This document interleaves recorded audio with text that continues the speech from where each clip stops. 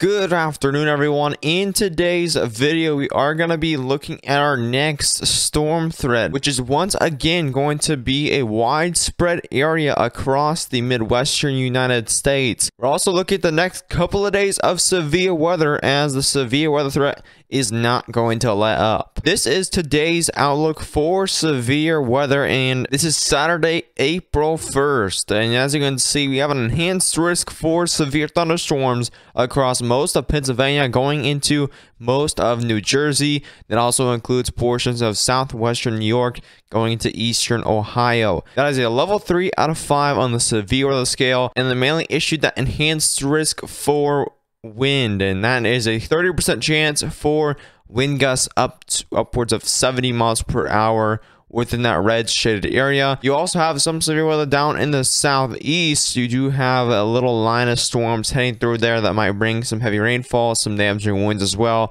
throughout this morning. Tornado threat is definitely not huge throughout today. The main tornado threat throughout today is going to be throughout New Jersey and eastern Pennsylvania, going to southeastern New York, close to New York City as well. You have a 5% chance for tornadoes within a 25 miles of a point within that 5% chance. Not much of a hail threat of concern today. We have a 5% chance for maybe some small hail and some storms. Tomorrow's outlook for Sunday. This is a slight risk for severe thunderstorms across portions of northern Texas.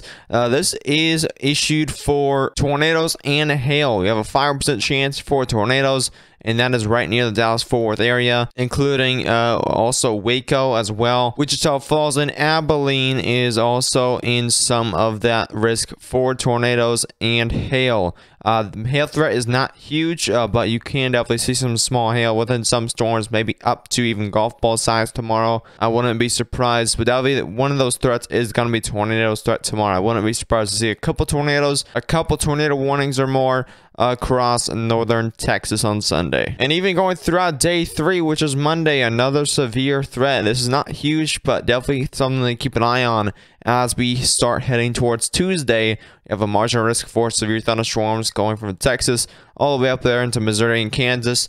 That is a small threat for severe thunderstorms, but I wouldn't be surprised if we do get a slight risk for severe thunderstorms, due to, you can see that dry line right across northern Texas going up there into Kansas, and that might trigger some sort of supercell event for Monday, and then we get head into Tuesday, which time moves over to more of the Midwestern United States. Here's Tuesday's outlook. We have a large 30% chance for severe thunderstorms.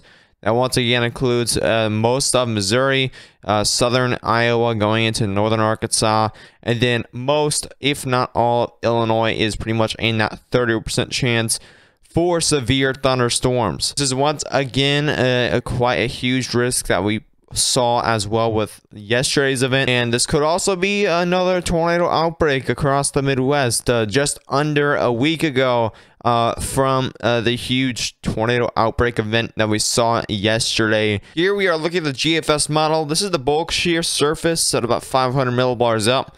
As you can see, we can very well see the system on Tuesday. We get about midday of Tuesday. There's going to be a ton of shear ahead of the system. You can very well see that cold front right there. There's going to be a classic dry line type setup that's setting up over the borders of Kansas, Missouri, even Oklahoma, Arkansas.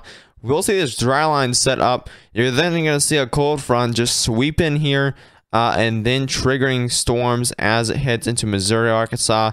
Those storms will be heading about an east-northeast direction across the Midwestern United States, and we are going to see, of course, that warm front bringing moisture, very warm temperatures. Once again, across the Midwest, it's going to be a classic low-pressure, severe weather setup that could bring tornadoes. Again, that shear will be very high across this area on Tuesday, which will bring that tornado threat with it.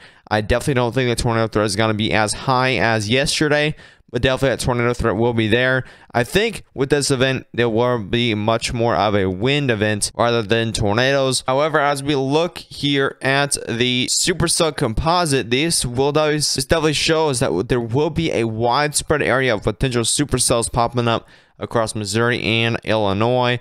That could definitely rise the tornado threat throughout that area on the evening of Tuesday. This will be much more a later event, I believe, rather than more of an early afternoon threat. Although this is going to be about 3 p.m. So that's when the supercell composite is going to be highest. We don't really know the exact timing right now. It's still a little far out. But again, as we head throughout the next couple of days, you will get more and more high resolution models. You can really pinpoint things down of, you know, where these storms are going to develop. And look at this. This is the surface-based cape with the holographs. So this is what you see on the sounding on the top right corner. This is the holographs, so it pretty much shows, look at this. This is showing the energy within the atmosphere, which is convective available potential energy, stands for CAPE. As you can see, this has a ton of energy over this area. This could definitely bring a bigger hail threat than we saw with yesterday. Over 3,000 joules per kilogram in early April. That is a ton to see up here in the Midwest. We usually see that type of energy down here in the Dixie Alley area in April, but we are seeing over 3,000 joules per kilogram up here in the Midwest. That could trigger a major hail event with a lot of these storms, giving these storms a ton of energy to really fire off of, and that will definitely cause a big time tornado threat, hail threat, because if you only have a little bit of shear but a lot of cape, that could also bring up the tornado threat substantially. So definitely quite the event here that could be awaiting for Tuesday. Now look at the reflectivity from the GFS model here. There's not much detail with this, but as you can see, you can very well see that low pressure system right up there in Nebraska. This will bring that, of course, that cold front that will be triggering those storms. The dry line is going to be around this area right here, according to the Storm Prediction Center. And then you're going to have that warm front, of course, bringing a ton of moisture, energy, warm temperatures up from the Gulf of Mexico. That is, again, another prime setup for tornadoes, hail, and damaging winds. All hazards could be possible for Tuesday here. And again, not much detail with this, but you definitely see a lot of these supercells potentially forming across Missouri, Illinois, Arkansas. Some firing across the dry line as well. But I can't really tell how much supercells we are going to see on Tuesday. Although it does look pretty widespread. Storm Prediction Center already has that huge 30% chance. So I assume it is going to be quite a widespread event. Once again, it will be hard to track all of it on Tuesday. Yes, the Storm Prediction Center actually does say that the long track discrete supercell development may be possible as strong southwesterly deep layer wind flow advects cells away from the dry line through the moist warm sector, and this probably would be accompanied by potential for strong tornadoes and large hail. And this looks very similar to yesterday as well. As they do say, an organizing squall line may be accompanied by strong damaging winds and a few tornadoes as a lot of these cells start to combine later on in the evening hours. And you could really see this moisture with the dew points on Tuesday. This is about 3 p.m. and you are seeing even more dew points than we saw yesterday on Friday. We're seeing upwards of 67 degrees for dew points. It's very high moisture that we're seeing this far north in early April. This is just a ton of moisture that's going to really fuel these storms as they develop.